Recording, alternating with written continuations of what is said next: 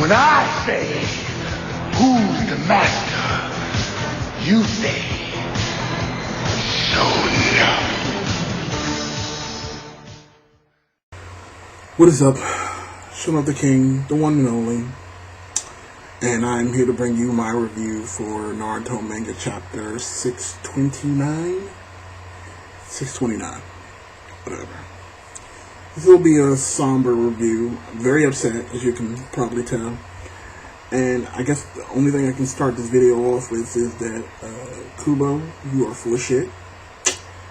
Kubo, you are full of shit. Kubo, you are full of shit. I don't even understand how the shit he has pulled off in this past year with the end part of this war could even be feasible. This shit with Ren has been the most bullshit story that I've ever seen in my entire life. Especially when you got great mangas and anime out like Attack on Titan and, you know, shit like that. For him to come in and pull this switcheroo bullshit again. Now maybe I'm misreading the chapter. I don't know. Let's talk about it and you guys can let me know. So, I'm supposed to believe, so Kakashi and Obito are in his world. They land in his world. Kakashi immediately jumps up, begins to give him the Raikiri, and then of course stops short. And they begin to talk. They talk about, you know, Kakashi's resolve. They talk about the bullshit talk no jutsu, you know, how Naruto is just like Obito, how Naruto is just like Pain, how Naruto is just like Sasuke. Naruto's apparently like everybody. Naruto is just like Tsunande's brother. So apparently Naruto's like everybody. You know, everybody's path is the same with Naruto, so they have this bullshit connection. If you want to believe that. So, you know, then out of the blue, Obito says, I didn't do this. I didn't start this war because of Ren. I'm sorry.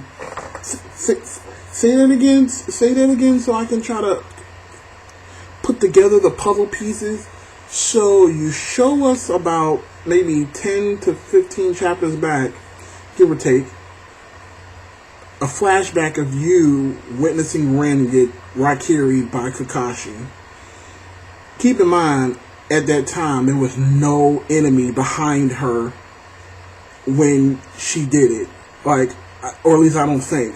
So this time our perception has been altered, you know, of what the events that happened. Because I remember that chapter very well, and I don't remember Ren jumping in front of Kakashi's Raikiri. Or maybe they didn't show exactly, they just showed her being pierced. So, but even when she was pierced and she was just standing there was no other guy. Maybe he jumped away. So now we're supposed to, so before, let me explain my anger this way. So before this chapter blew the floodgates open on bullshit, you're gonna hear that word a lot in this video. We were supposed to believe that Obito is upset because Kakashi couldn't protect Ren, and we get this scene of him running through the woods because he's like, oh, and again, keep in mind, in his head, and this is the other shit, in his head, he's like, you know, with me and Kakashi together, nothing can happen, we're going to use our eyes together to protect Ren. And then he gets out of the clearing, and then he gets that vision in his head, and he gets that sight of Ren, you know, coming and materializing into the picture. And he's basically seeing what Kakashi sees, and he sees the Kakashi giving her the Raikiri through the chest. It's essentially killing her.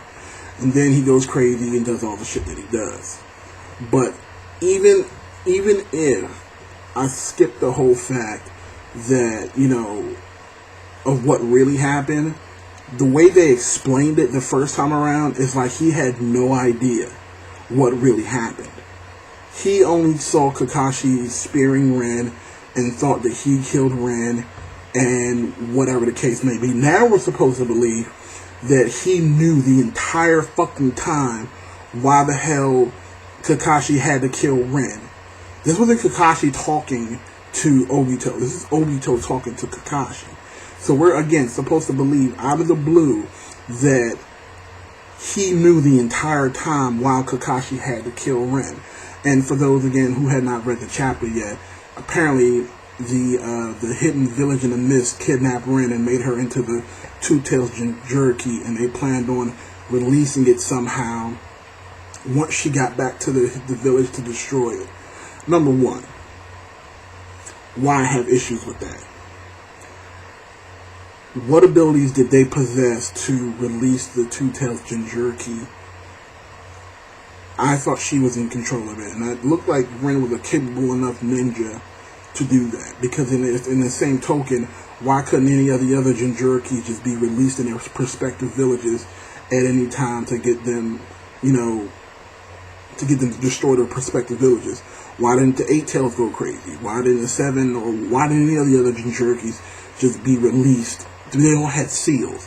So unless they're trying to tell me that they didn't put a seal on her, then it doesn't make any sense. Kakashi could have easily just taken Rin back to the village, especially after knowing what they planned on doing. Kakashi or somebody else could have met them somewhere and put a seal on her. She didn't have to die. Now, maybe because she jumped in front of Kakashi's Raikiri is probably what they're trying to say. Whatever. I'm still calling bullshit. I'm just saying. And the even bigger fact that Obito is sitting here trying to say that he didn't do this because of Rin, but this entire fucking, since he's been revealed, all he's been talking about is Rin and getting Rin back and putting the world back when Rin was available and all this other shit. It baffles me. So I don't even understand. And what I think is going on, I'm not going to just sit here and complain without giving my explanation as to why I think they're doing this.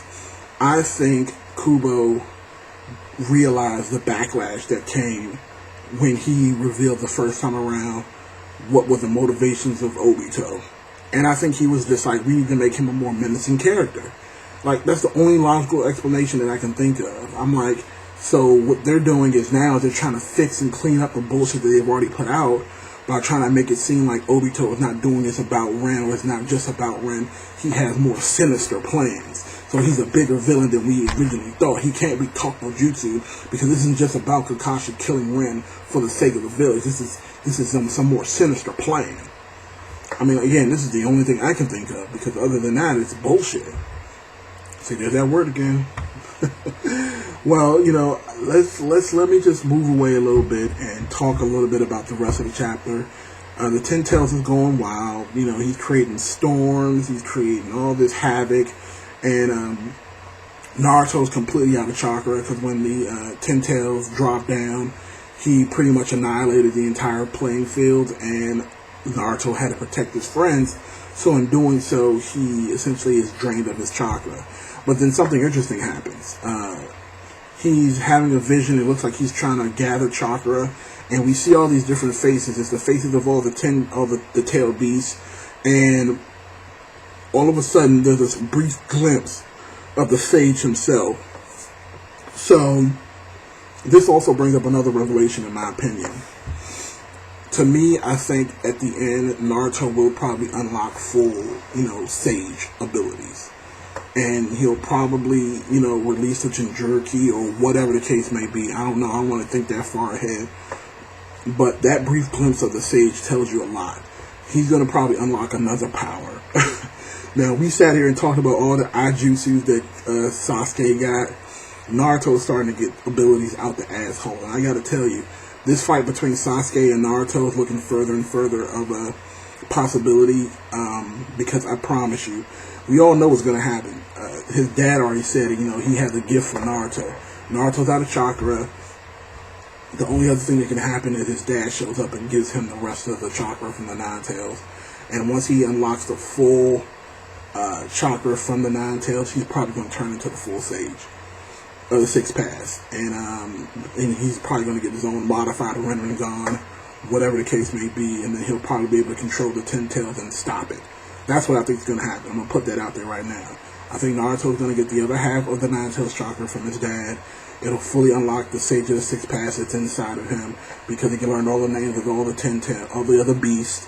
So then he'll fully unlock the power to control the Ten Tails. and that's the only way he can stop him. And maybe he'll sacrifice himself to the 10 tails and suck the 10 tails inside of him. I don't know yet. That's a little bit far thinking, but that's totally where I see that going. Madara has completely have no more interest in what's going on in that battlefield. He's already sent Hashirama, and he is ready to head off to that battle, especially with Obito being in the space-time continuum with Kakashi. And speaking of that, before I end this video, at the end of that chapter, Kakashi speared Obito with his Raikiri, and he doesn't phase. So it goes right through him, and it looks like it pierces his heart.